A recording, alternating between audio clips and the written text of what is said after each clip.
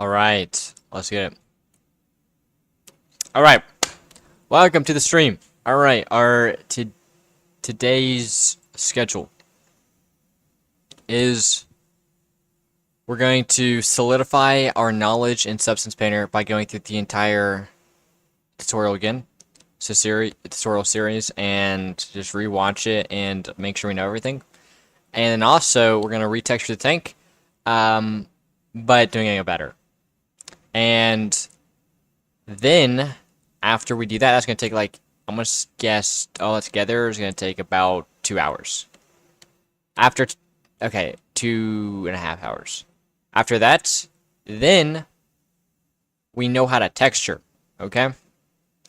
But now we need to know how to do like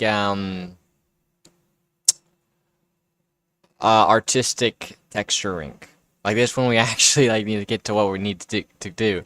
So we're gonna learn some artistic texturing and see how well Substance Painter does that. Imagine Substance Painter doesn't even do like the artistic side. That would be kind of crazy, and it honestly might. I don't know. But then if we manage to get somewhere good, then we do the palm trees, the palm tree variations, and that's gonna be big. That's gonna be big. We're gonna have to make probably multiple variations of the leaves, and just to see what my dude likes. And then after that, if we get that far, which that honestly is going to be a huge success if we get that far, and it's going to be another huge success if we like just make it that far and do that, because that project is actually a big project, palm trees, because it is pretty difficult. It's going to result in batteries. Oh, it's a moment. I'm sorry about that. It's going to, yeah, just I don't even know what I'm saying. It's a big result. Like it's super huge. So that's kind of like on today's schedule. And if we get all of this stuff done, what this means for tomorrow is we can just get straight to work on building assets. We'll finally get the back end learning work done, and we can actually go crazy and build a ton of assets. So, without further ado, let's start the grind.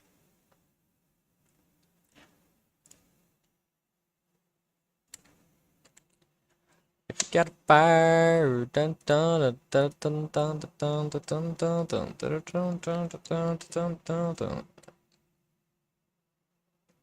All right, we're gonna X this out. Just want to start something new.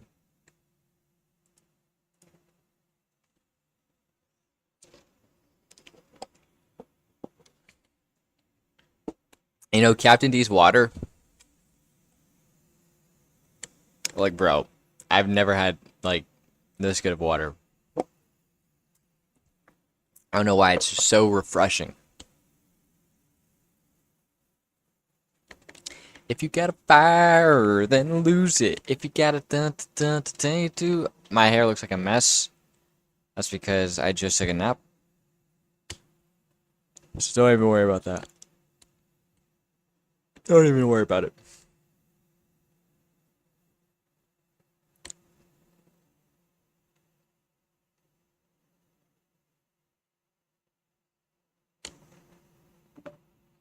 All right, we've got our first notification. All right, let's get it. So, I've got the stream. I think what we're gonna do is we're gonna just watch the entire thing through, and then we're gonna texture the tank. Like, we're just gonna do a huge marathon. Why do I have this here? I meant to have this. This is what we're gonna be doing. We're just gonna be watching the entire 4 video long. I think it's 6, but there's like the first and last one that we're not gonna watch. That was loud.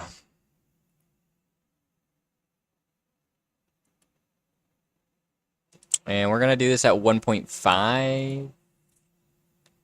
1.25.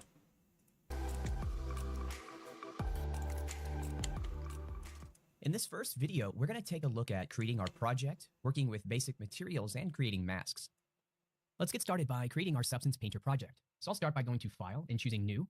Now in the New Project window, I want to make sure that the template is set to PBR Metallic Roughness. I can choose it here from the dropdown. For the file, I need to hit the Select button, and I'm going to choose the 3D model that I want to build my Substance Painter project from. So I'll click Select. So here I'm in SpiderBot Geometry, and I'm going to choose the spiderbot.fbx. So I'll click Open, and so now we've loaded in the geometry file. Now next, we're going to set the document resolution. Now I'm going to start this off with a value of 2048. Substance Painter is non-destructive, so we can actually change this later, but for now, let's just go with 2048. I will leave everything else at the default, and then click OK. Substance Painter is now loading the scene, and here we go. We have our project. Now would be a great time to go ahead and save the project, so I'll go to File, Save As, and here we can save the project. You can see that the save type is a .spp for Substance Painter project, and we will click Save. All right, so here we have Substance Painter, and we have our project, and we're ready to go. You can see here that the prominent view is the 3D view, and we need to learn how to navigate this to start. So if you hold down the Alt key and use your left mouse button, you can orbit the 3D view. In order to pan the 3D view, hold down the Alt key and use your middle mouse button. Now I can pan the view. To zoom in and out, I want to hold down the Alt key, my right mouse button, move up and down to zoom in and out. And that's how we can navigate our 3D view. Now you'll also notice here that the 3D view is lit. So it is actually lit by what we refer to as an environment map. So let's come over here to the far right side on the UI, and you'll see there's a button, and it's called Display Settings. I'm going to click this button, and you can see that this panel appears. Now the first tab is the Environment Settings tab. And if we look, you can see here that we do have a map and a button. So if we take a look at this opacity slider, I'm going to set this all the way to 100. And then I'm going to take this blur and set this all the way to 0. Here you can see that environment map that I was talking about. This is a high dynamic range image that Substance Painter uses to light the 3D view. And if we want to change the lighting direction, we simply need to just change the environment rotation. And I can do that by adjusting the slider. You can see here that as I adjust or rotate the environment, the lighting changes. We can more clearly visualize this by enabling our shadows and then rotating our environment. Now, a better way to work with this environment rotation is to use a keyboard shortcut. So if I hold down the Shift key, use my right mouse button, left to right, you can see that I can rotate the environment. Now, like I said, if we want to change the lighting, we can simply click this button here and then choose a different HDR map. So for example, if I choose something like this cave entry forest, we get a completely different lighting setup here. All right, so what I'm going to do for this course, I'm going to switch this back to the default panorama, and I'm going to set the opacity setting all the way to 0, and for now I'm going to disable the shadows. All right, so that's how we can navigate our 3D scene as well as rotate our environment lighting. We'll use this environment rotation keyboard shortcut quite a lot as we work through our project. So let's just continue taking a tour around the Substance Painter UI. So here at the top right, you'll notice that we have our texture set list. In Substance Painter, a texture set represents the materials you assign to the mesh in your 3D application. Each individual material becomes a texture set with its own dedicated layer stack and channels.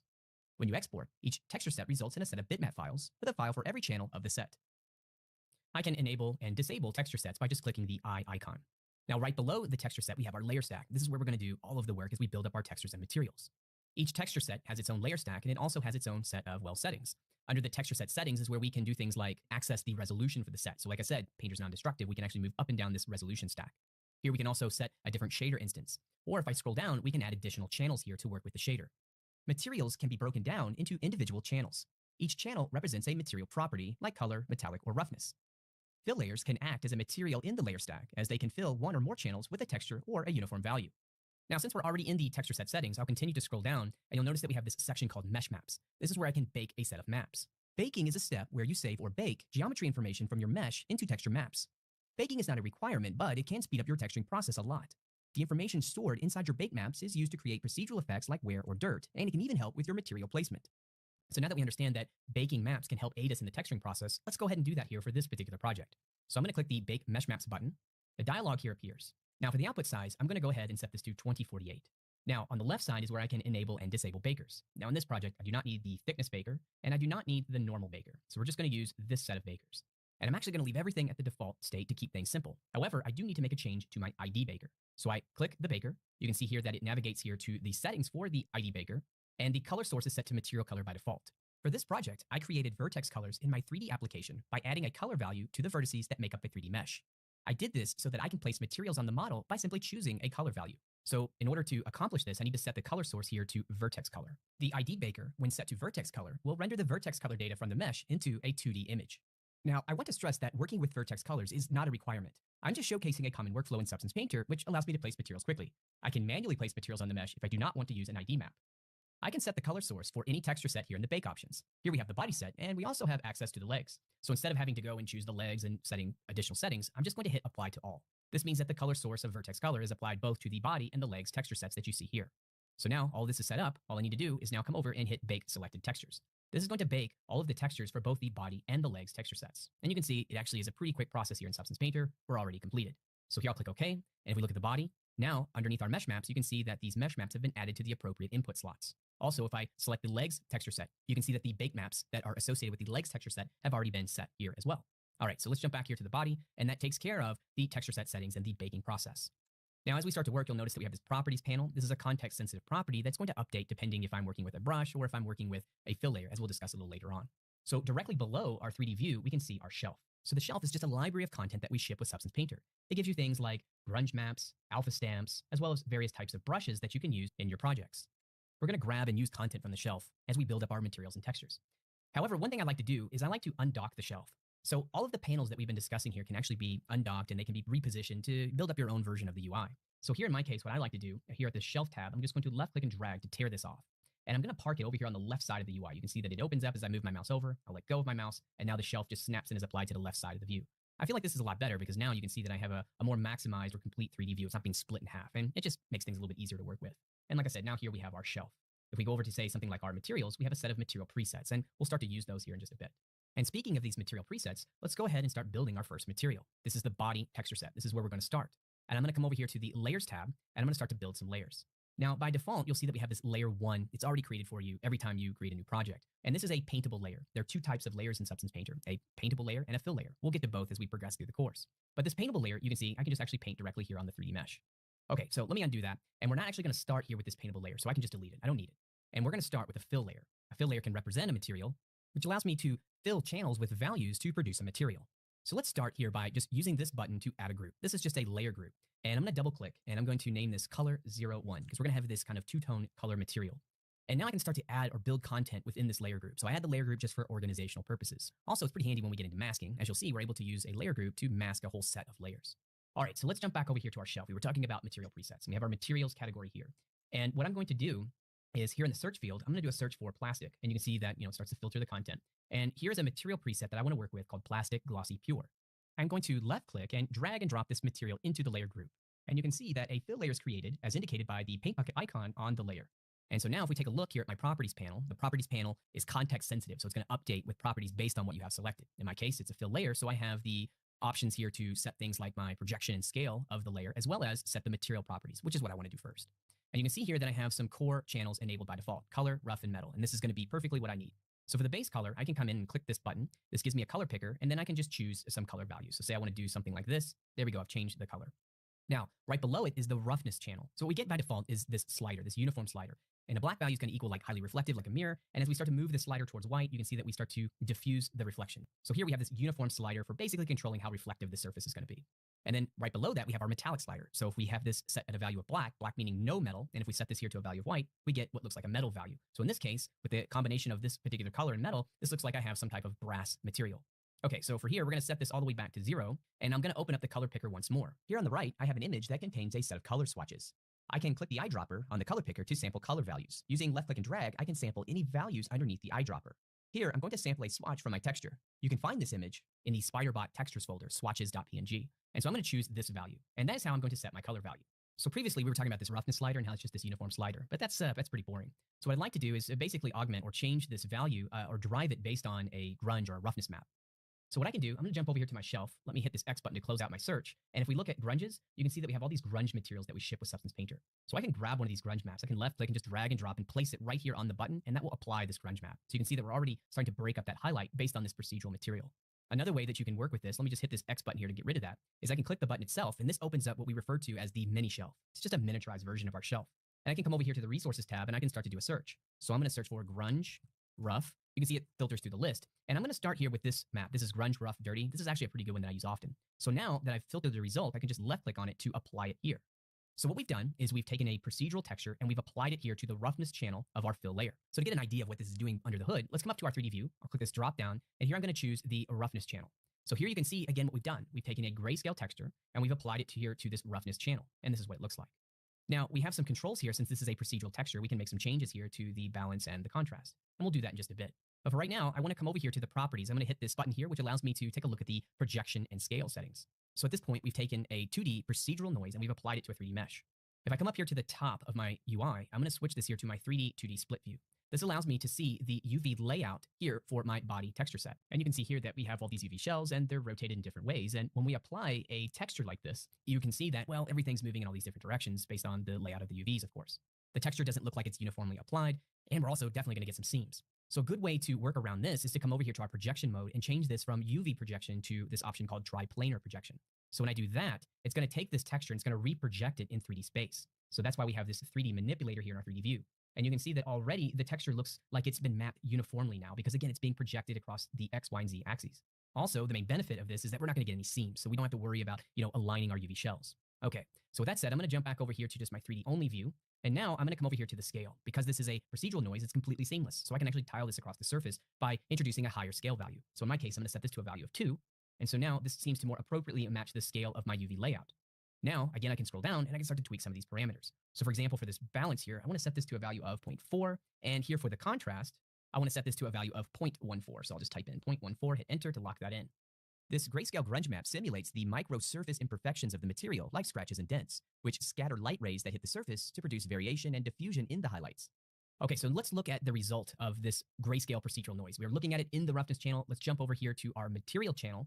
And now here you can see, if I zoom in close, I'm gonna hold down the shift key, right mouse button left to right to kind of move my lighting around. This is always really important when you start to work with your roughness. We wanna see how that lighting is being broken up by that roughness information. So now you can see that we get this kind of subtle detail in the roughness and we get a more realistic result. The appearance of our roughness value is affected by our shader quality settings. I'm going to go to the shader settings, and by default, the quality is set to low 16 samples per pixel. This low setting may not give you the precision needed to accurately match the roughness values computed in real-time 3D applications. By setting the quality to high 64 samples per pixel, you provide more samples for the shader to produce a higher fidelity result. The goal is to set a shader quality setting in Painter that matches as close as possible to the 3D program you are using. This way, you can correctly gauge roughness values in Painter and know they will react similar in other 3D applications. Now, I no longer need this 3D manipulator. It's kind of getting in the way. So at the top of the UI here, I can just come over to this far left button and click it here to disable or hide the manipulator. All right, so at this stage, we already have a pretty basic material. It's just using a single layer, which is a fill layer. We've set a color. We've set a procedural noise here for our grunge. However, I'd like to maybe add just a little bit more nuance here to this material. So this time I'm going to add a filter to help me do that.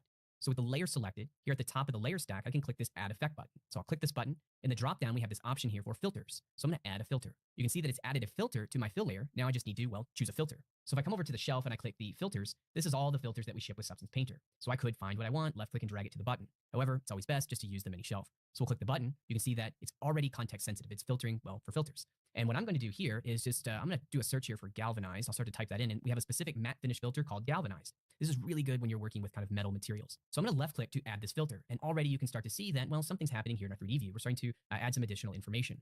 Now, this filter has added information to the normal channel. So if I click my drop down here and I choose normal, you can see that we have this normal data. The RGB components correspond to the X, Y, and Z coordinates, respectively, of the surface normal. It is used for faking the lighting of bumps and dents. So now I'm just going to drop back to the material mode by just pressing the M key on the keyboard. So now, just as with anything, we want to start to, tweak some of these values. So here for the scale, I'm going to set this to a value of 9. And then for the flakes intensity, we're going to use a pretty low value for this. So I'm going to type in 0.07 and then hit enter. And there we go. So we just want kind of a nice subtle effect. Again, we'll zoom in pretty close. Let's check our lighting. Shift, right mouse button left or right. And you can see this filter adds another level of variation as it breaks up the lighting across the surface. So at this stage, we have our material and it's applied to the entire body of the robot. However, I would like to restrict this material to a specific area on the robot. And to do that, we are going to rely on a mask. A mask is a grayscale texture that is used to reveal or hide the contents of the layer. White in your mask means that the area will be visible, black will be invisible. Masks are a key part of the workflow in Substance Painter. They can be painted manually or generated based on baked maps. With masking, you can work smart and efficient, creating even more complex materials. So now let's create a mask. I'm going to create a mask on the layer group so that all the layers contained within this group will be masked. I'm going to click the Add Mask button and choose to add a black mask. This creates a black mask, which completely masks the entire material. So as you can see, we no longer see the material on the surface of our robot. Now I need to create the mask, and I can do that through various methods. First, let's take a look at painting a mask.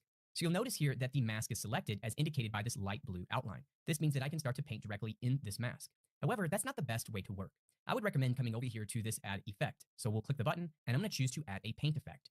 Now, this gives me a layer within my mask. This is a much more flexible way to create a mask. So with the paint effect selected, I can now come over to my shelf and I'm going to choose my brushes option. And you can see here that I'm going to use this basic hard brush as a preset. So now if I come over to the 3D view, I can just start to paint. And here you can see that I'm painting with a white value, and this reveals or unmasks the material. Now I know that I'm painting with a white value because if I take a look at the properties, here we have these tabs. The first tab here is giving me things like my brush settings, but if I take a look at this grayscale tab on the far right, this allows me to set the value that I'm going to be painting. In my case, like I said, white. Now, if I set this value here to black, black giving me transparency, and I start to paint, I'm basically masking or hiding the material. Now, we can toggle between these two views pretty quickly by just tapping the X key on the keyboard. So I'll tap X, I get the white value, I am revealing the material, I tap X again, I get the black value, and now I'm masking the material. So this is one way that we can create a mask. We can just simply paint it. So I'm going to give you a second option for masking. Now, we did create this paint layer, and I mentioned that this is the best way to work. And the reason for that is with this paint, you can see that I can come in and I can actually name this. So I can call this painted mask. Now I have a name, I know what this actually represents. I also have a set of blending modes. So as I create multiple paint layers within this mask, I can combine them using blending modes. I can also play around with the layer opacity here. So again, you just get more flexibility. Now in my case, I actually don't want to use this mask, so I'm just going to disable it by clicking the eye icon. So let's add another mask. So here you can see the process. I select the mask, it's outlined in blue. I go to add effect, and I'm going to choose another paint. Now with this selected, instead of using my paintbrush, I'm going to come over here to my toolbar, and I'm going to choose the polygon fill tool. So I select it. Here in the properties, I now have some options. The two options you'll work with is mesh fill and UV fill. So you can see here with object selected and with the value of white, I can click any area that represents a mesh part on the 3D model. So simple click, and it completely fills that mesh part with the value that I have set. So again, white, I'm now revealing the material. I'll hit Control Z to undo that. And now let's take a look here at my 3D, 2D split view. Now the other option that is useful is the UV fill. So I'll select the option. Again, I'm setting this as a white value, and I can just fill based on one of these UV shells. So for example, if I click the body, we fill based on that UV shell. I can click here in the 2D view or the 3D view.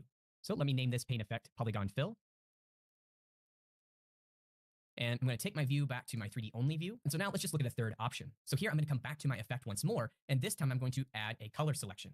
You can see the color selection is set to the ID mask that we baked at the very beginning of this video. This is also going to show the reason why we're using this ID mask. So now what I can do is simply come over here to pick color. The ID map is now shown in my 3D view, and I can simply come over here to the 3D view using the eyedropper and choose a color where I want to mask. So in my case here, I'm going to choose this green for the body, and here we have our mask created for us by just simply clicking the color value. In some cases, when you're creating your own 3D models, it may be more easy for you to select polygons or vertices in the 3D application, assign a vertex color that you can bake to an ID map to make tricky selections a lot easier here in Substance Painter. But as you can see, we have the flexibility, and we have these three options that I've showcased here that allow you to quickly create masks here in Substance Painter. In our case, we're going to use the color selection, so I'm just going to remove these other options that we demoed. I'm going to come over and click the X button to just delete those. As a bonus, I wanted to also showcase the geometry mask, which was added in Substance Painter 2021.1. The geometry mask will allow me to mask based on mesh parts. So instead of creating a layer mask, I can enable the geometry mask by simply clicking this thumbnail. In the properties, I can see the mesh parts that make up this model. I can then disable or mask mesh parts by clicking on them in the 3D view. Now, when I click on the layer icon, you can see I have created a mask for my layer by disabling mesh parts. If your 3D mesh is divided into multiple parts, using the geometry mask provides a quick method for creating masks without having to bake IDs or hand paint. Which method you choose all comes down to your workflow and preference. The good news is that Substance Painter offers multiple methods for masking to suit your needs. This is going to conclude part 1. We created our project, baked maps, created material, applied filters and grunge maps, and discussed masking. Take some time to practice what we've covered thus far, and when you're ready, join me in part 2 where we will continue building materials. Here we go.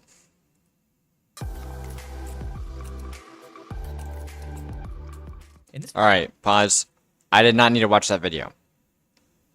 I should have just, I mean, I don't know. I did not need to, but I don't regret trying to watch it. I mean, like, I don't know. But I knew what, it was just like, it was pointless. That makes me think a waste of time. But also makes me think, why am I talking so much? Let's just watch. This video, we're going to take a look at using filters and generators to create more complex materials. So now we're going to pick up where we left off in part 1, and I'm going to continue working on this color 01 layer group. So what I'd like to do is to create an edge wear effect. And right now what we have is this single layer, and we're working on what is going to represent a metal material. And so this layer represents the painted coating layer. And so let me just rename this layer so it makes more sense. So I'm going to call this paint coating. And then what I'm going to do here from my shelf on the materials, I'm going to do a search.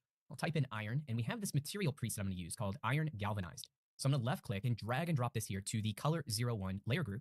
And you can see that I've placed this above the paint coating. So now here in the properties, I'm going to set a few of these settings. So for the metal color, if I click this here, I want to come over to my value slider, and I'm going to set this to a value of 0.6. So we'll type in 0.6 and hit enter. Now for my roughness, I'm going to set this to a value of 0.5. And then we have this finish category. So let me just expand this. And for the scale, I'm going to set this to a value of 11. And the flake intensity, you can see these flakes here. We're going to keep this pretty small. So I'm going to set this to 0.07. And there we go. So now we have this metal layer. And I need to mask this metal layer so that it only appears on the edges of the mesh. So to do that, we're going to use a mask. So with the layer selected, I'll come over here to my mask. And I'm going to choose to add a black mask. So here I can see that the mask is selected. So I'm going to come over to add effect. And then here I'm going to choose to add a generator. A generator is an effect that helps me to generate or produce a mask. So with the generator selected, I'm going to click the button, and you can see it's already filtering for generators, and the one that I want to work with here is called Metal Edge Wear. So here I'm just going to left click to apply the Metal Edge Wear generator. So if I zoom in on this area of the mesh, you can see here on the edges that it's well producing this edge wear effect. And like I said, the generator is producing a mask. So if I hold down the Alt key and I left click here on the mask, here's exactly what it's producing for me. So like I said, generators are going to help me create this mask in a procedural way. Okay, so let's hit the M key on the keyboard to go back to the material mode, and let's make a few changes to this generator. So if I just select the generator, I have a host of properties, things like my edge wear, that I can just dial up and down. So in this case, for the wear level, I'm going to set this to a value of, say, 0.83. And then I have my contrast here. So I'm going to set the contrast to 0.75. And then for the grunge amount, we're going to set this to a value of 0.32. Okay, so this is going to produce the edge wear. Here on the lenses, you can see it's producing this cool edge wear effect. And this is going to basically close out this color 01 material group. Now, up into this stage, all we've been doing is working on the body texture set, but I'd like to also start applying these materials to the legs as well. So I'm going to show you a very cool way to do that by instantiating. So I'll left click here, and I can see that I get to just click OK. So in a very and we chose that green value. That's how we were able to mask. Now, if I click the drop down here and I take a look at the overall ID map, you can see that the legs texture set also has the green IDs. So when we instantiate, why I went through that step of using the ID map. It really just helps you to quickly speed up your texturing process. So here again, I'll hit the M key on the keyboard to go back to my material mode. Now we'll notice that my layer group here has an icon that lets me know that, well, this has been instantiated. If I left click on this icon, I can see here the instance hierarchy. So we have our body and the color 01 layer group. And then below that, we can see that it's been instanced to the legs. If I left click on this legs instance, it will quickly select the texture set for my legs. And here I can see that I have this instance layer. Now I can't edit this layer because it's an instance. But if I go and start to make any changes, these changes are going to update across all of the instanced layers. So for example, we instance the entire group. So any layers. Oh no, hold on one second.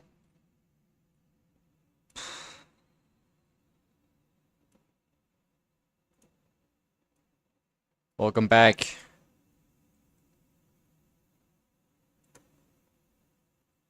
Alrighty. Change within this group, we're going to automatically update. Here's a quick example. If we jump over to the paint coding, and let's say we change this to a blue value, you can see that it updates the body and the legs. Here, I'll undo this. And again, if we jump back over here to the metal edge wear, and I have my wear level, if I start to maybe decrease the wear level, I like the hundreds in chat. The body and the legs. Again, because all right, who do we have in here? I'm not gonna check. So for this project, I'm working with a two-tone color scheme for the robot. Let's see in chat. I have this color 01, so I'm just going to reuse what I have. So I can right-click the layer and choose copy, and then right-click again and choose paste layers. Now, I'm going to rename this. That's to my color cat, by the 02. way, guys. Let's get the masking set correctly before we do any other tweaks to the layers. So I'm going to select the mask, go to color selection, and I'm going to click the remove button to remove the ID. Then I'm going to click pick color, and I'm going to choose this blue. So now I have this layer group masked to the appropriate ID. Next, I'll expand the group. Let's come over to our painted coding, and then I'm just simply going to change the base color value. So just as we did for color 01, I'm going to use one of the swatches from my what's up? I'm going to choose this base color value. So let me just move this over to my other monitor. I will click the color swatch. Let's use the eyedropper, left click and drag. I'm going to select the color from the swatches, and there we go. So now I have this color 02 set and ready to go. How are we doing? So next, I'd like to start adding additional materials here to my layer stack. Let's start here by working on a rubber material. So from here, I'll pause that, be respectful. Right now, basically what we're doing is, we're learning, okay, look, I've already learned this, but I'm just reinforcing my learning of Substance Painter. And basically, we have a entire thing that we're going to be watching. So this one, next one, and the next one. These 3 videos. And then we're going to retexture a tank. But you weren't here, Lily, so I'm going to show you. Okay? We're going to retexture a tank. I'm going to show you the tank that I textured yesterday. And what's it called? After we get all that stuff done, we are going to be working on some commissions and working on some palm trees. And or actually no, before we do that, we got to learn how to do like painting, like artistic texturing, and then after we do that, then we can work on like doing commissions.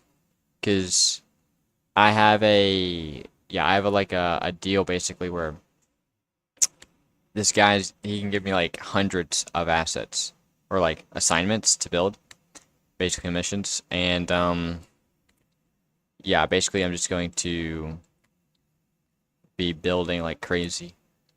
But I'm really not. It's not like a commission based like relationship.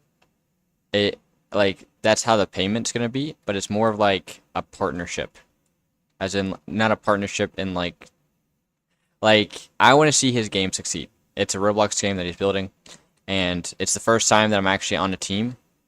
I mean, like I'm on the team getting paid uh, like commissioned artists, but I'm like with actually skilled people, and that's kind of like what I was going for. And so yeah, I, right now it's I don't know if it's freelance, but yeah. I don't know. It'll be explained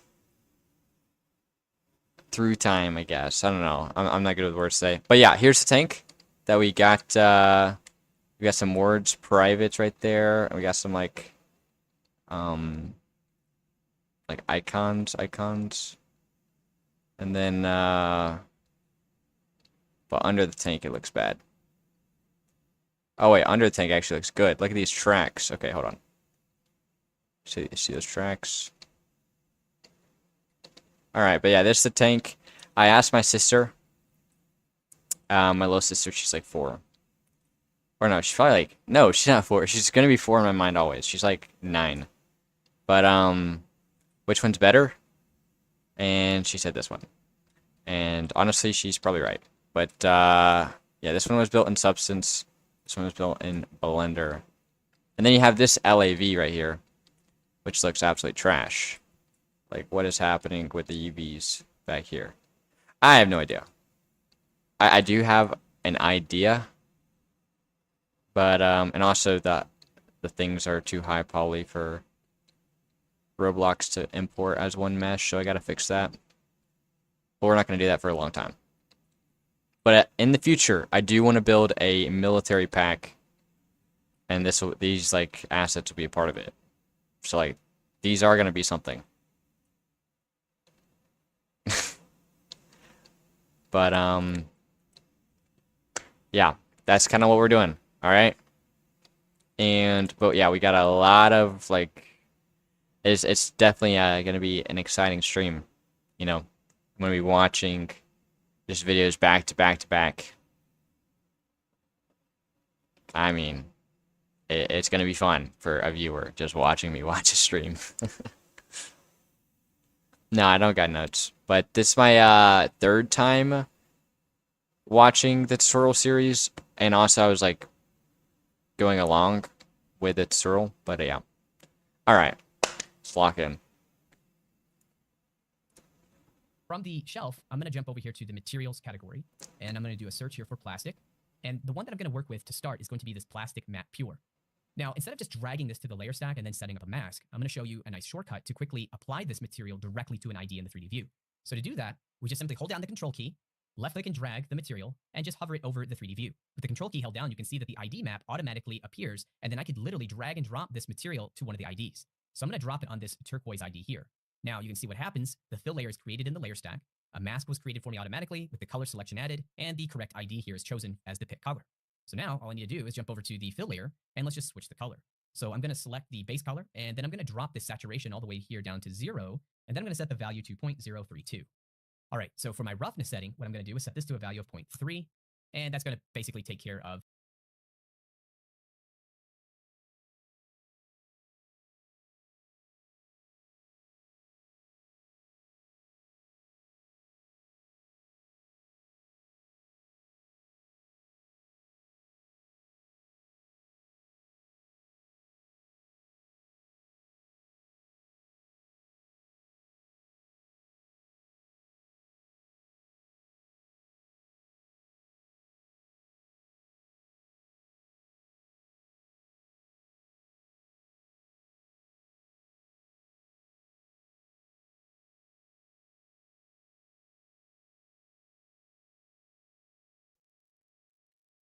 And I'm back.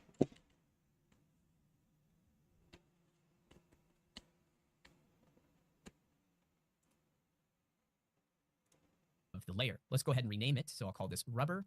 And now I want to instantiate this over to my legs texture sets. You can see we have this rubber applied on the body. So if I just right click, choose instantiate across texture sets, the legs is selected, and let's click OK. So here on the legs, you can see that the material has been copied to the rubber hoses, which contain that same turquoise color ID that I used on the body. And that'll take care of the rubber. So now let's take a look at creating just a metal material. So what I'm going to do now is jump back over to my shelf, kind of the same process. We're going to do a search. I'll type in iron, and I'm going to use this iron galvanized once again. I'm going to use the same keyboard shortcut, hold down Control, left click and drag into the 3D view, and I'm going to drop this material on this yellow ID. So here you can see once again, a fill layer was created, a mask was added, color selection set to the pick color ID that I chose in the 3D view. So now let's jump back to the fill layer and let's just set up the material. So here I'm going to click this metal color option, and I'm going to set the value here to 0.45. And for the roughness, we're going to set this to 0.45. And we'll zoom in a little bit closer because now I want to expand the finished section here, and we're going to change the scale. So let's set the scale to a value of 17. And then I'm just going to slightly change the flakes intensity. I'm going to use a value of 0.18. And there we go. We have that metal material. Okay, so let's right click and choose instantiate across texture sets. The legs is selected. We'll click OK. And then here, if we take a look, you can see that the legs now has that material for the metal. Again, it's based on my ID map having that same yellow value. So here, if we take a look at the ID, you can see the metal was masked using this yellow ID. So now we're going to create a coated metal. This is going to take a few layers. So I'm going to start by creating a layer group, and we'll call this coated metal. Now, here I'm going to come over to my shelf in the materials. Let's do a search, and we're going to start with plastic. And this time I'm going to use this plastic grainy preset. So let's left click, drag and drop this here to the coated metal layer group folder. I'm going to go ahead and mask. So let me select the coated metal layer group. I'm going to choose my add mask and add mask with color selection.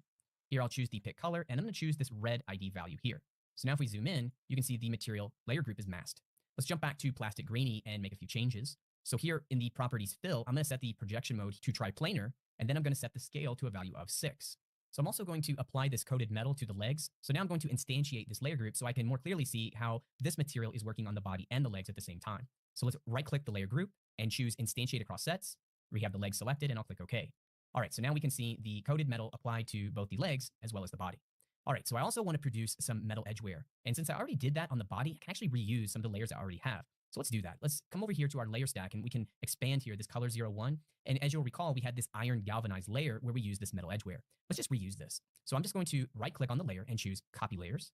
Here at the top where I have that plastic grainy, I'm going to select this and then just hit Control V or paste layers. That will paste the layer above the layer I had selected. I'm going to select the metal edge wear generator, and then I'm just going to change the properties here.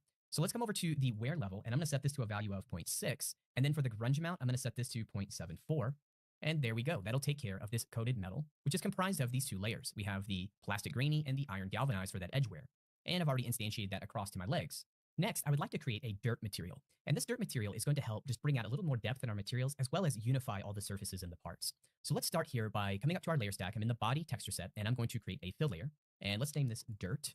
And then what I'm going to do is just set up the base color. So let's just click the color swatch, and I'm going to choose just like a light brown value, maybe something like this here.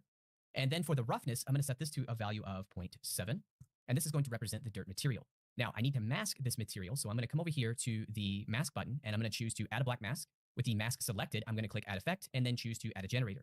Now we have a generator that's perfect for this effect. So if we click this button, I'm going to choose to add this dirt generator here. So I'll click the generator, and now we already have dirt you can see appearing on the surface. And because we're using this dirt generator, you can see the dirt is collecting in all these occluded areas, which is pretty nice. Now, again, just like all the generators, this is actually powered by or using the image inputs to produce these effects based on the mesh data that we baked when we first created our project.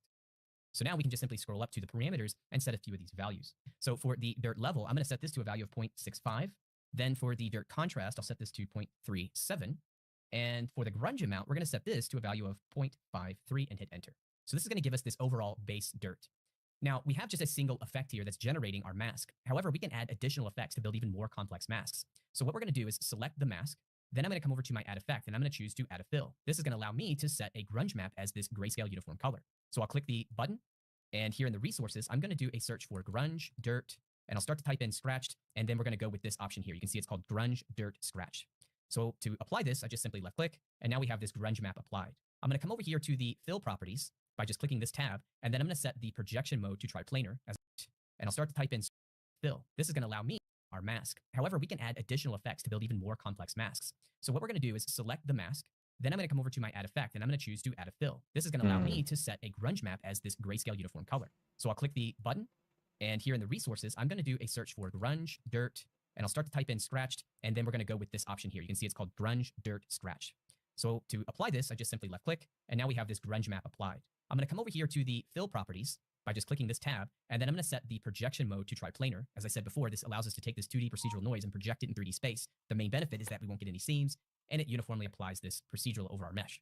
But we need to make some changes as well, so let's go ahead and set our scale here to a value of, say, 2, and then I'm going to play around with the balance, so I'm going to set this to 0.77, and this is the result I'm going to start with. Now, you'll notice we have one issue, is that we have this grunge dirt scratch, and it's overtopped the dirt, and it's completely overriding what we did previously with that dirt generator. So if I turn it off, you can see this was the dirt, and now this... He's about to multiply, or do the multiply blending option. It's going to break up the dirt. I've already watched this. It's actually crazy. I've been meaning to do something. I'll be back.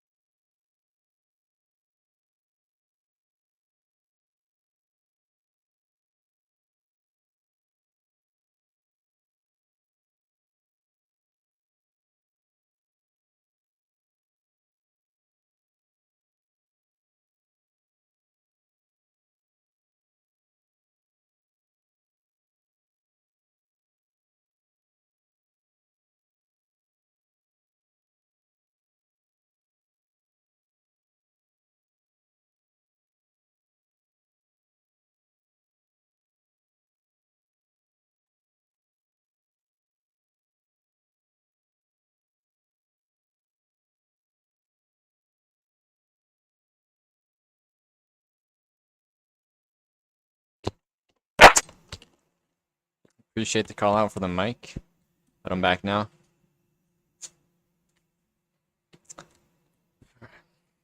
This new grunge dirt scratched procedural is overriding everything. However, we can use these blending modes to combine these layers to, like I said, produce that more complex result. So I'm going to come over to the blend mode, and I'm going to switch this to multiply. So now what we're getting is a nice combination of these two different effects. Here, let's zoom in pretty close, and you can see what's happening. So here's what we had before, and now with the grunge map set to multiply, you can see that it's cutting into the result of that dirt generator and producing a more varied result. You can really see it breaking up over here. So if we take a look, if I turn off the grunge map, we have this uniform distribution. Now, if we enable the grunge map, that's set to multiply, and now we get this kind of more varied result. We still have dirt collecting in those occluded areas, but it's being broken up by that grunge map. This gives us a nice way to combine multiple layers to produce more complex masks. So now what we want to do, of course, is instantiate this dirt layer to the legs. So we'll simply select the layer, right-click, instantiate across texture sets, and then click OK. And here we go. We now have our dirt. So you can see how this really starts to help unify all the parts together, as well as add a bit more depth to our surface. So here's what we had before. You can see it looks a bit too clean, a bit too saturated, and now we get something that's a bit more realistic. Next up, I'm going to tackle the lens material.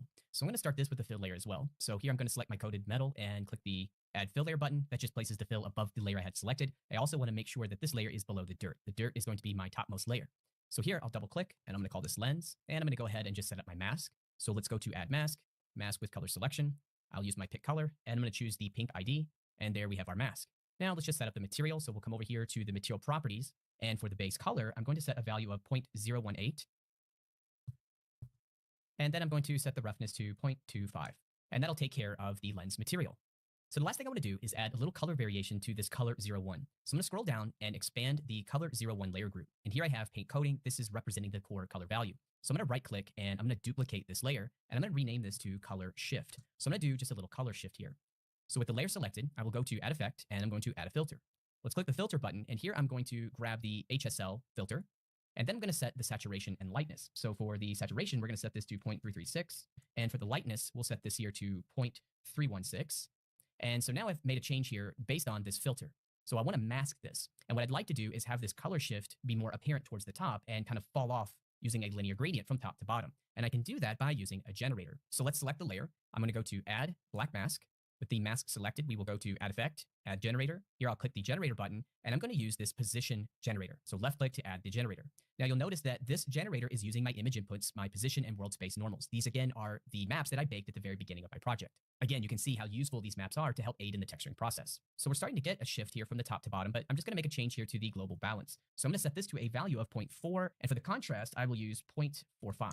So here we have this color shift more apparent towards the top, and then we have this fall off. If we take a look at the mask that's being generated by the position generator, so here I will Alt left click on the mask, we get this position gradient. Okay, so I'll hit M key to go back to my material mode, and that is going to close out the work that we want to do in this second part. So now I would recommend that you take some time to explore creating various materials, working. All right, now this is the big video. This is the video that, like, I've only watched this video, I think, one time. And, adding, what is this? Adding what? Oh. I don't know if I've watched this, actually. I don't know if I've gotten this far. That's embarrassing. Yeah, I haven't watched this video. Yeah. This one's just gonna have a lot of new stuff still that I can absorb. Add hard surface details. I'm going to be working on the body texture set, and I'm going to create a new paintable layer here in the layer stack. I can do that by clicking the paintbrush icon, and you can see here that I've created a paintable layer, and I'm going to place this here directly below the dirt. Now for this layer, I'm going to call this hard surface. Now, because I have a paintable layer, you can see that I have my brush icon, and I can now paint directly on this 3D model. Now, before we jump right into creating the hard surface details, I want to talk just a little bit about the brush system here in Substance Painter. So if I right click, you can see here that I get this properties panel, and this is going to be the same properties panel that we see docked here. Now, the brush system is going to be comprised of a stroke and a material. Now, if we take a look at the stroke, you can see here that we have several parameters, things like size, flow, stroke opacity, angle, as well as some controls for jittering some of the parameters such as size and position. Now, if we look over here at the Substance Painter shelf, we have this brushes category, and we have all these brushes here, and these are essentially a preset for configuring the brush parameters. So for example, if I come over here to Dirt 2, and I just left click here, I can enable this parameter. Now you'll notice that my size and my angle jitter have changed, and also some of the other brush properties have been changed to match this Dirt preset. Here in the preview window, I can actually start to paint a stroke so that I can preview what these parameters are going to look like. Now, this particular preset is also using what's called an alpha. An alpha is a grayscale texture that allows me to customize the tip of the brush. So in this case, you can see that I'm using the Dirt 02 alpha to create this dirt effect. Now, here in the shelf, if I come over here to my alphas, you can see that we ship with all kinds of these different alpha textures that we can use to create customized brushes. So for example, if I grab this brush smudge, I can left click and just drag and drop that here to the alpha to create just a different effect. So here you can see I'm getting a different brush. Now we have this set up. If I come over here to my 3D view and I start to paint, you can see that I'm actually starting to paint with this information. And like I said, I'm painting directly on the 3D model. So I'll hit Control Z to undo that, and let me right click once more to get back to my brush settings. Now here, we also have this material. Now material is the other counterpart to creating a brush here in Substance Painter. And here you can see all of the channels of my texture set here are enabled by default, and I can enable and disable these channels as I need them. So in this case, if I jump back over here to my shelf once again, I go to material presets, and let's just use this brass preset. So I'll just left click here. You can see that loads up a preset here for the material, just configuring some of the attributes such as my base color, roughness, and metal. Now, if I go back here to my 3D view and I start to paint, you can see that I'm painting with that modified brush and alpha channel as well as this material preset. And this allows me here to create, well, my overall brush system that I'm going to be using. So again, if I right click here, and let's say that I like this particular combination, I can right click once more in the actual properties panel to either create a material preset from this or create a brush preset or create a tool, which is a combination of both the brush and the material. For example, the brush preset is going to represent the parameters for the brush as well as the alpha. A material is just the parameters for the material, and a tool is going to be the brush as well as the material combined together. All right, so let me go back. I'm just going to undo this here. And now we can get into actually setting up the brush that we're going to use to paint these hard surface details. So to start, I'm going to come over here to my brushes, and I'm just going to start with this basic soft brush just to get me to a default state. And now I need to edit the material. So here in the properties, I'm just going to come over here to the actual material. And I just want to enable my normal channel. So a quick way to do this is to hold down the Alt key and then just left click on a channel. And you can see that that quickly disables all of the other channels. And now we have just our normal information. And so what I'm going to do is come over here to the hard surfaces section of the shelf. Here we have many of these normal textures that we can use to quickly apply or create hard surface details on our model. So in the search, I'm just going to type in vent. And then I'm going to use this second option, which is this vent capsule horizontal. So I can just left click and drag and drop that here to the normal channel input. Now, just as a reminder, we can always just use the mini shelf and search for the texture that we want. So with this applied, you can see that the material preview gives me a good idea of what this is going to look like as I paint this here on the model.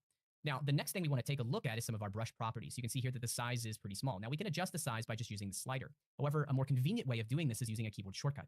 So if I hold down the control key and use my right mouse button and move left to right, you can see that I can interactively control the size of my brush. Now to adjust the rotation, I can hold down the control key and just left click and drag up and down, and this will adjust the angle as you see here in the properties panel. So we can do some adjustments like this. Now, one thing that you'll notice here with this particular stamp is that we have a bit of a fall off towards the top and the bottom. And this is an effect that I don't want. And so this is being caused by the alpha. So you can see because I used the brush and I used that basic soft, I have this soft alpha shape. In this case, I want to use the hard surface shape. So what I can do in this particular case is simply just remove the alpha. Remember, you can think of the alpha as the tip of the brush. Well, in my case, I want to paint with this very specific texture. So what I'm going to do is just come over to the alpha and click this X button to just delete it. So now you can see that I'll be working with the full texture. The top and the bottom of the brush is not going to be faded.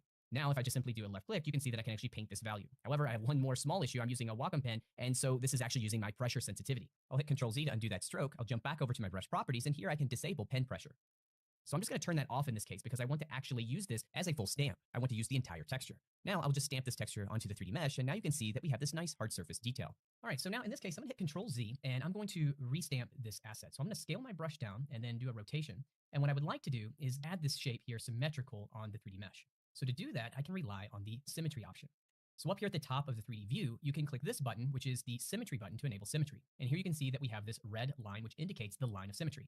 Now you'll notice that as I move my brush here over in this section, we have this little red dot, which indicates the symmetrized version of this stroke. Now here at the top of the toolbar, I can take a look at the symmetry options. You'll notice here that I have the Mirror X enabled, which is what I want. Now this asset was modeled at the origin. Or if I'm working with an asymmetrical model, I can enable the manipulator. The manipulator allows me to change the axis of symmetry. So for example, here you can see that if this model were offset, I can just simply adjust the symmetry line to compensate.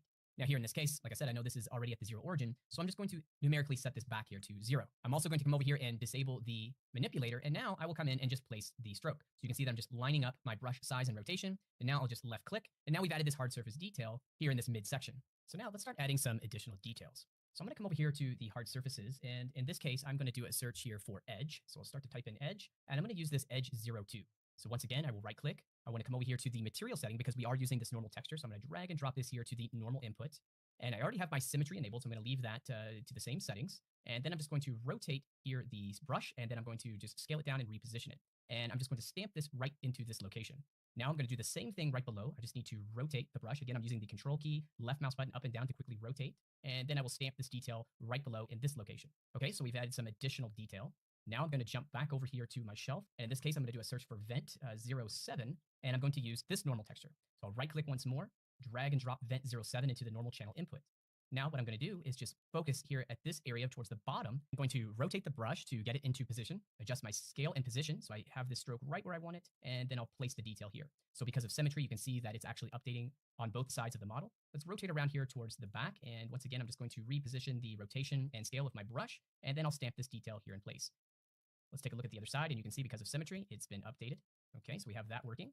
Now I am going to also use this same detail. I'm actually going to place that here. So let me just rescale the brush. So again, I'm just using control or right mouse button left to right to adjust the size of the brush. And then I'll just left click to stamp in that detail. Now I'm going to use this particular detail one last time. I'll just rotate my brush, get this into position with my scale and rotation, and then just stamp in this detail here. Okay, so you can see with just a few quick operations, we've now added some additional hard surface details. All right, so now what I would like to do is add maybe a panel here towards the top. So what I'm going to do is come over here to the shelf once again. Let's just clear out our filter, and I'm going to do a search for circle.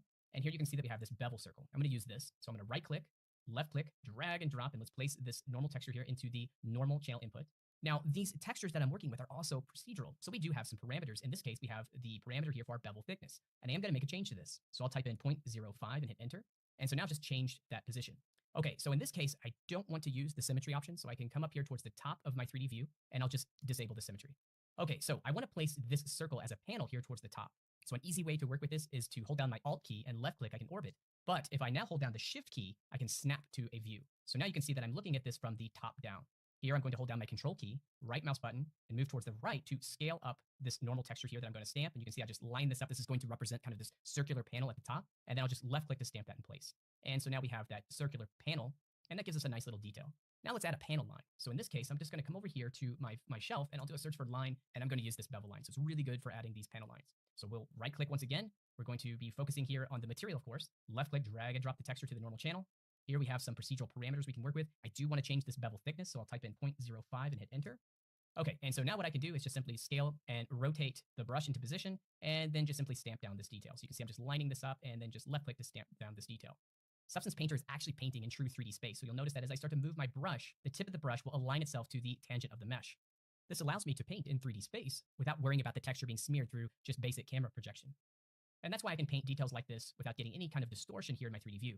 We can also paint in the 2D view, and sometimes that gives us a better option. So here I'm gonna hit Control Z to undo that. And then here at the top of my toolbar, I'm gonna come over to this option that allows me to split my 3D and 2D view. You can see I have F1 as the shortcut. And so now I can take a look at the actual 2D view, and I can navigate this view very similar to how I would navigate with my 3D view. Holding down the Alt key in my middle mouse, I can pan, Alt, right mouse button, and I can zoom in. And in this case, I wanna be able to place this panel line right here, so I'm just going to rotate my brush, scale it up a bit, and you can see here I can get maybe just a little bit of an easier view on how I wanna place this panel line. So now I'll just left click, and here we get the result. So now we get a really nice panel line. Well, actually, this is a bit off center, so let me just reposition this panel line.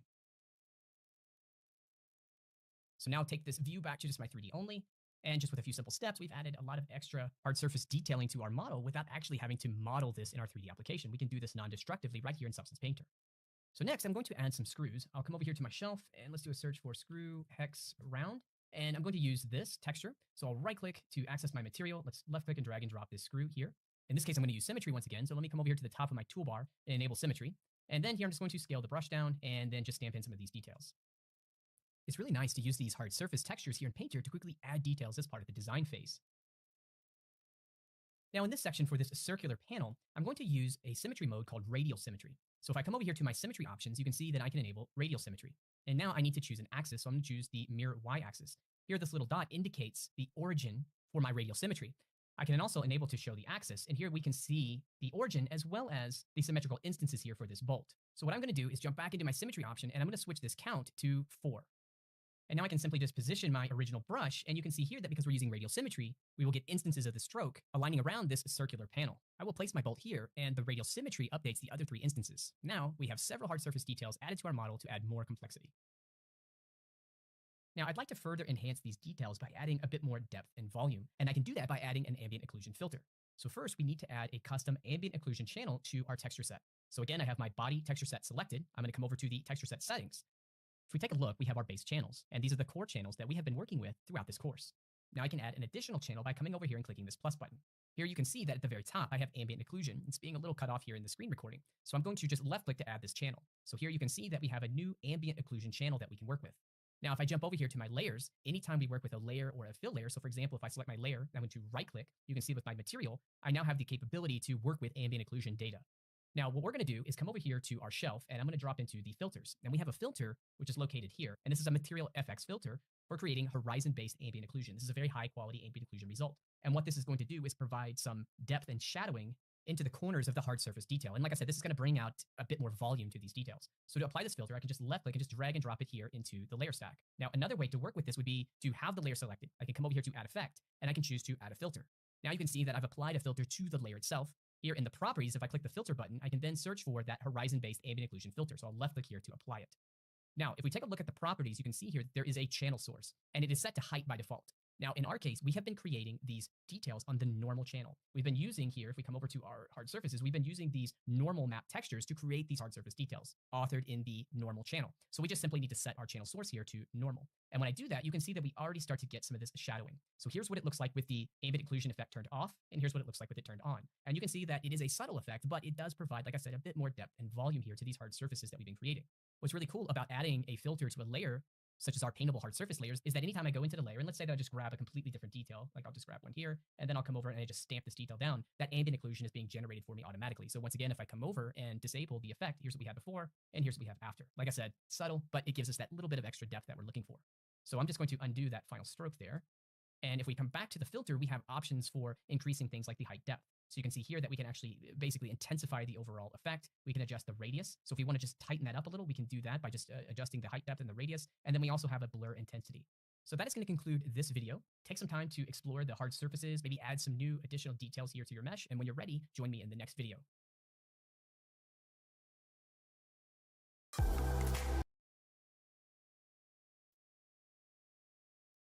All right, now it's just this small 10-minute video, and then we can get to texturing. This took a lot faster than I thought. This was gonna take a lot longer, but let's get it.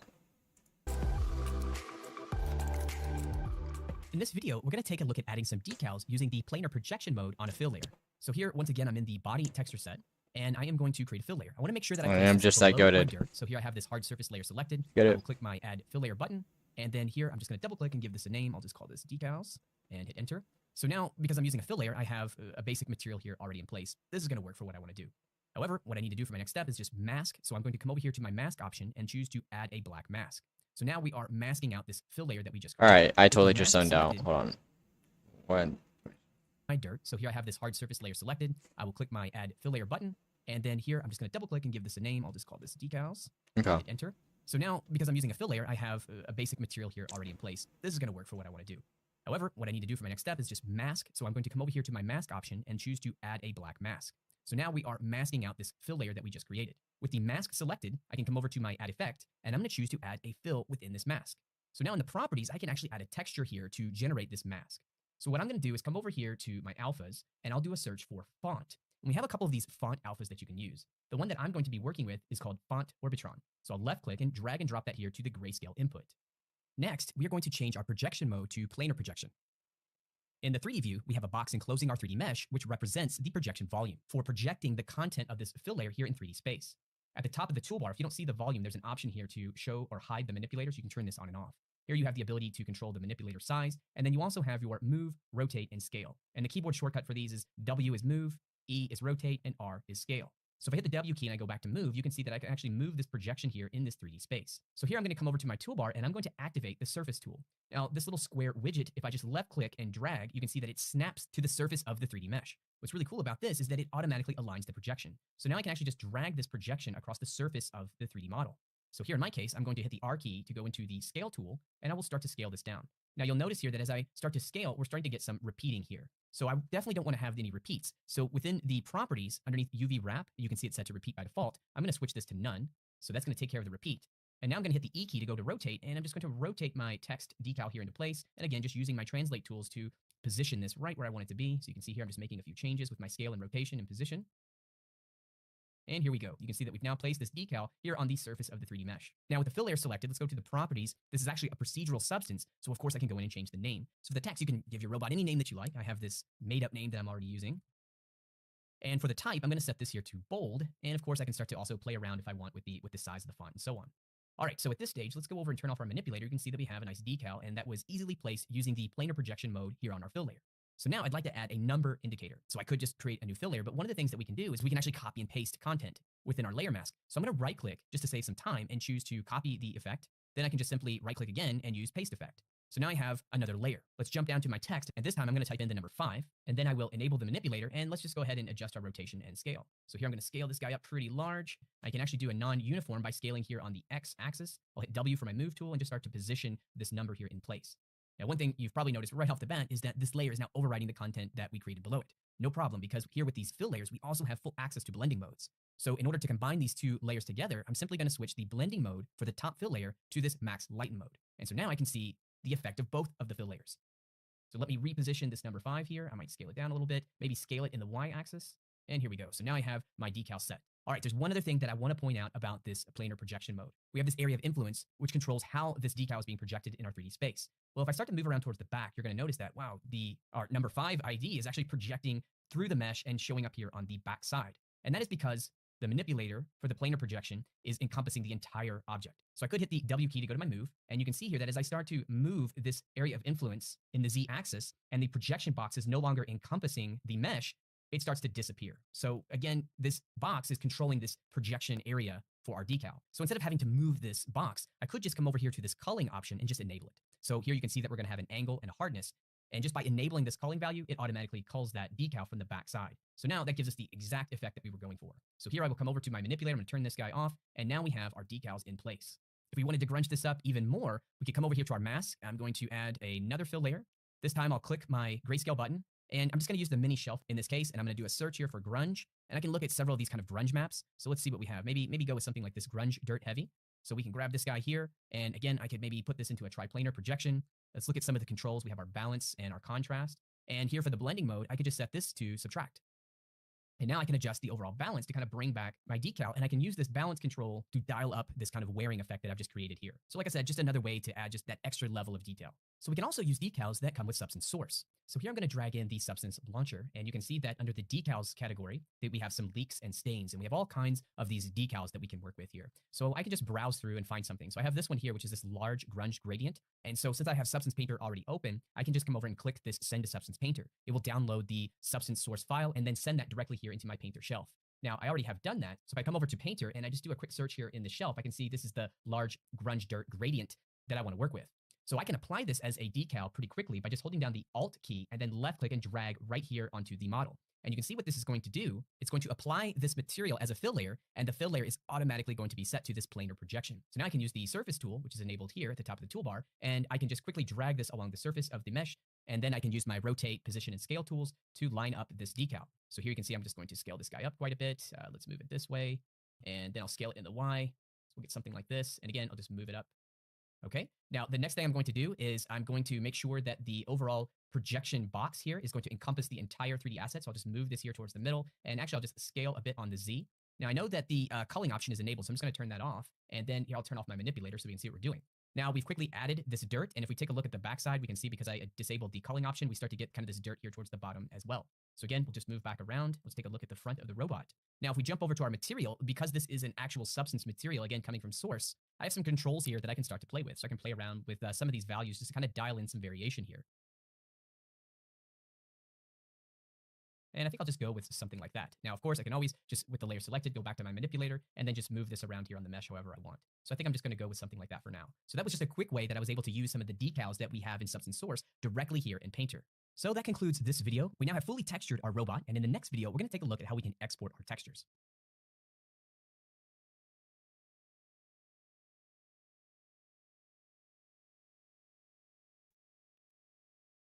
Dude, alright.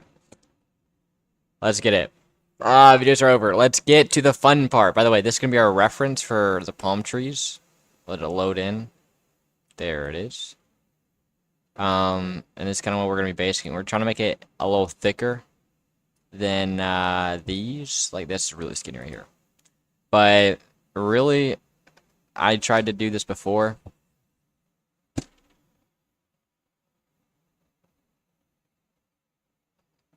Yeah. I don't know. I don't know. It was not good. Yeah, for sure, a difficult day. For sure, a difficult day. Said it well, Lily. New day, new switch. You got that right. Alright. But before we get to that, we still have to do two more things. We're gonna texture a tank. And then we gotta texture a tank. Then we gotta learn how to do like the artistic texturing. So Substance Painter. Yeah, wait. No way. My shoes smell so bad. Why do they smell so bad? They smelled fine yesterday. And now they're bad.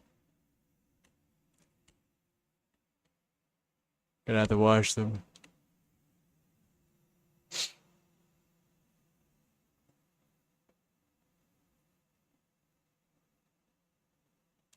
Alright. File. New. We're gonna work with this. Select. Tank export 04. Auto unwrap.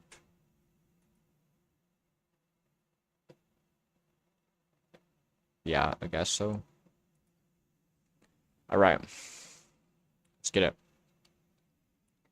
So, first, this one is going to be a more of a camo tank. If we look in Roblox Studios, this one was more of a generic tank right here. Oh, whoops. I'm not used to. In Blender, there's a way to navigate. Use your middle mouse button. In Substance Painter, use your left mouse button. In Roblox, use your right mouse button to like rotate and do stuff like this. Like, so it gets a little confusing. Like they just need to decide like a universal Like there's one for every button. Like and they're different for all the programs. But yeah, so this one, you know, is more of like a universal kind of tank. This one was more of like a camo tank. And so basically we're gonna try to make something more like this. Yeah. I can probably change the keybinds. Will I? I don't know. But yeah, here we go. And so this one's gonna be we're gonna make desert, a desert camo. I'm honestly scared. I feel like desert's gonna be hard. Nah, it's not gonna be hard because it's just camo, sandy stuff, and rust. How hard can it be? Okay. I need to close out Blender.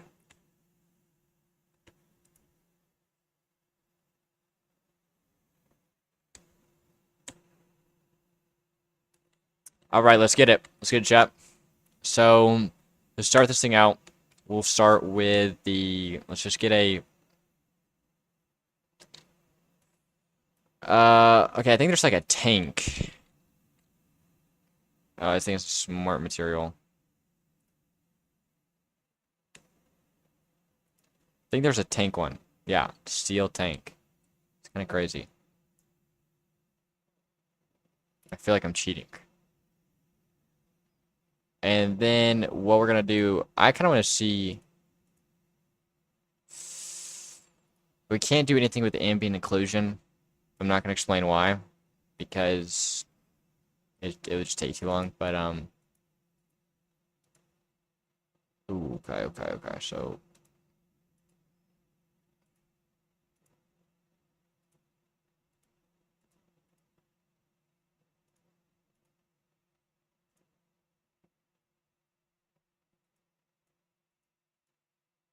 all right, let's see if we can. Okay, so we work a big thing that a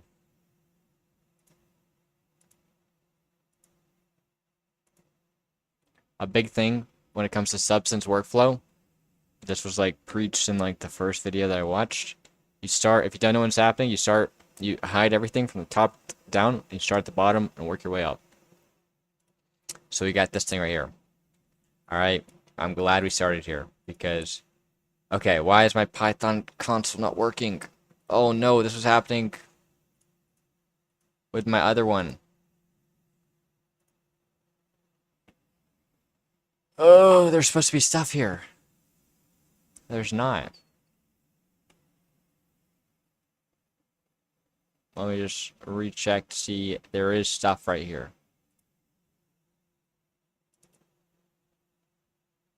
Properties. It's not the console fill. So okay, it's properties. So viewport, nope. Window, views, properties. There we go.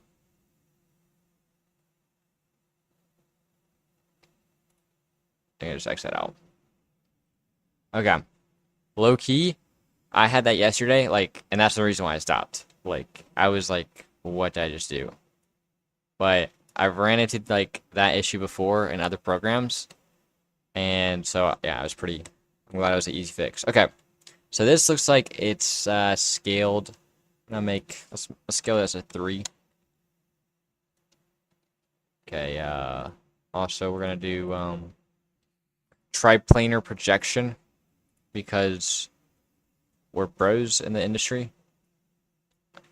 I don't know what triplanar projection just basically means.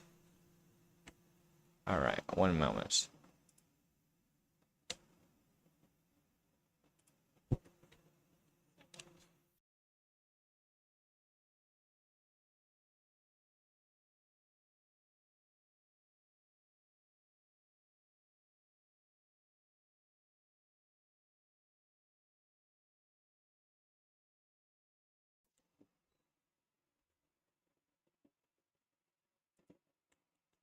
And we're back. Okay, sorry about that. So basically, It might be this one. Yeah, scale. Yeah, this one's the one that we scale. Let's scale this to 7. I think that's what I did before.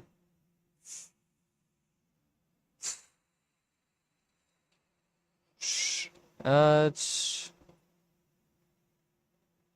I want to do 6 or grain intensity. I want to see what that does.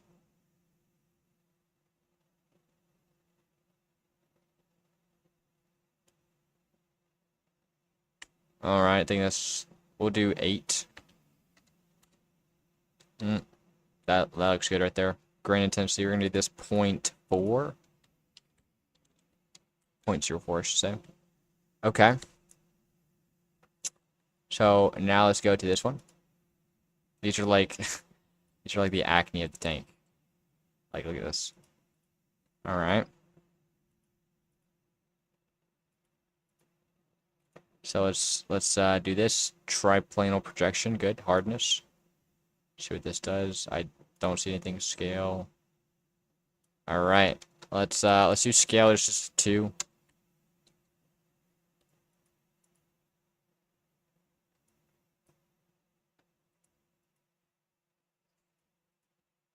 I think that's pretty good. Stains. Well, honestly, that's solid. It just breaks up the color a bit. Rust.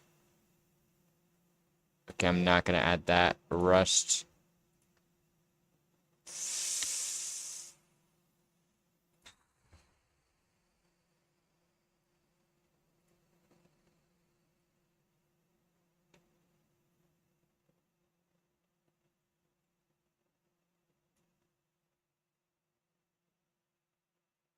Turn the opacity down on this. Like, quite honestly, I don't like these.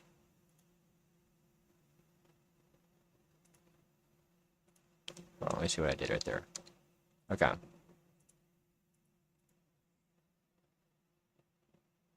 First of all, we're gonna change the this to be like a desert color. So let's get a M1 A1 Abrams from Afghanistan. Like this guy. Wait, nope. This guy. Alright, and the color, watch this, ready? Okay, I actually can't watch. But we click the color clicker. You can like just move this.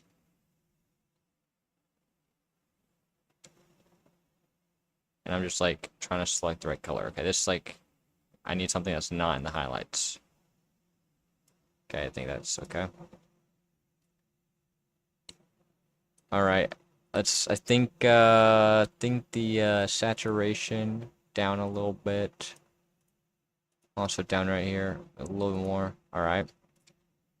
Let's get rid of this gizmo thing.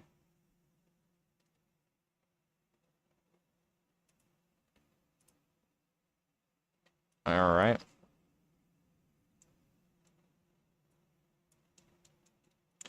Already looking solid. Okay, the bottom looks kind of weird. I feel like, okay. Not the stains, but the rust. Nope, not that. This needs to be an opacity of less. Boom. Because this like I feel like this is too intense, you know?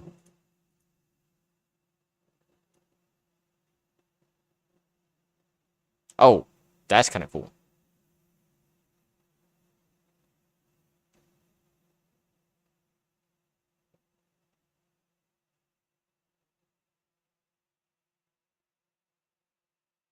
Okay, we're gonna like have this down so we can like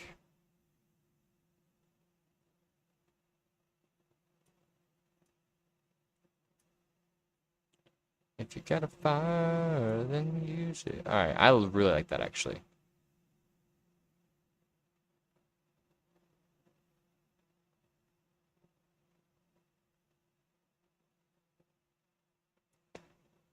Okay, I wish we could oh, this is normal? No, wait. Hold on.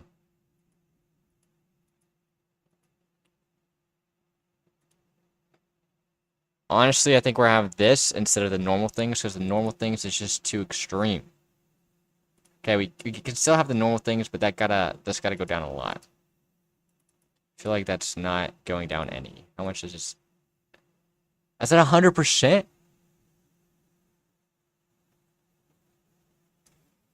It's kind of crazy.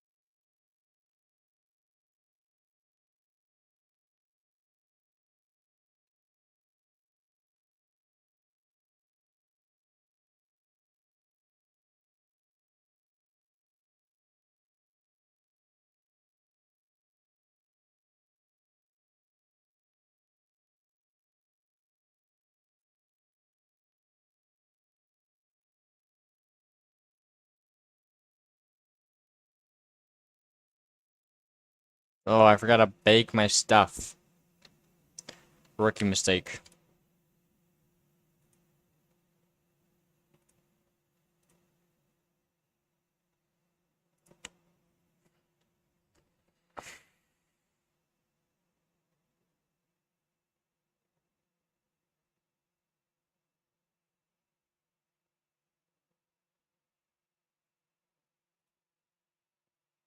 That changes everything, doesn't it? Gosh dang it. I'm gonna turn on my candle. Turn on my candle. Let's get it. Kind of smells like some rubber.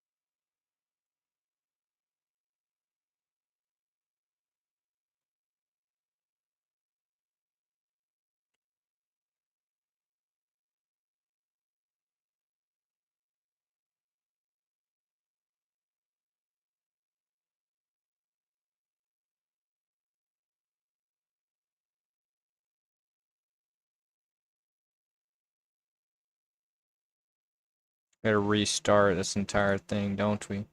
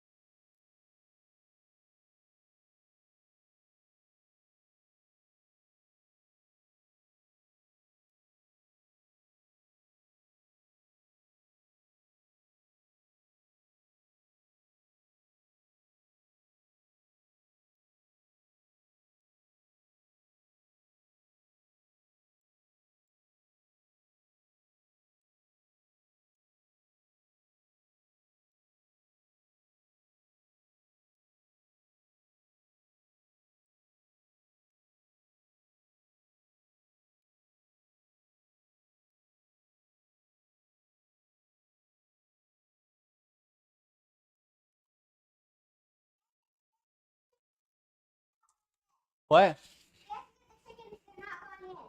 You get Dad.